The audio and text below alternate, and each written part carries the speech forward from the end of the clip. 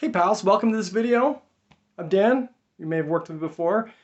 I have the honor of being a registered respiratory therapist who works with the Ellis Hope Foundation. I want to give you a 5-minute video today on non-invasive ventilation. Not really always the most exciting topic in the world, but you know what? I want to break it down for us and be able to answer hopefully some quick questions with this small video.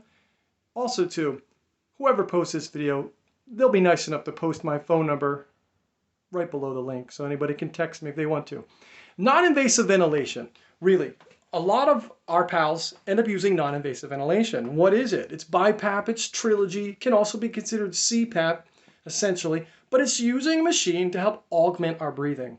And our breathing needs to be augmented at times with sleep apnea or a neuromuscular condition that is going to prevent restful, restorative, and relaxing breathing while laying flat, sleeping, or any time in between doing ADLs, most likely.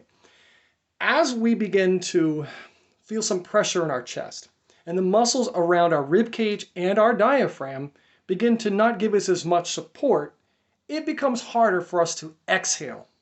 Exhaling CO2 is actually the most important function that our lungs do. We know we have to inhale to breathe oxygen. We know our heart has to beat and circulate oxygen. We know that our muscles need to perfuse oxygen in order to move. But ventilation, get rid of CO2 so we can bring those other gases back in, oxygen and nitrogen, is very, very important and the most important thing. As muscles become weak in the chest and diaphragm area, our ability to breathe deeply can become hampered. So that our ability to exhale fully is also going to be problematic. And that's where non-invasive ventilation comes in. I like to think, working with the team we work with at Temple, at the Ellis Hope Foundation, we see and we look at a holistic view of breathing. In a sense, this is what we look at. When a patient comes into us, we observe the breathing while they're speaking to us, while they're moving, while they're shifting position, and while I'm giving you that awful torture test with the tube. You know what I'm talking about, right? So once we acquire some numbers and some data, we can suggest non-invasive ventilation. Now, there's a common misconception that it's just for people who are sick, and that's not necessarily true.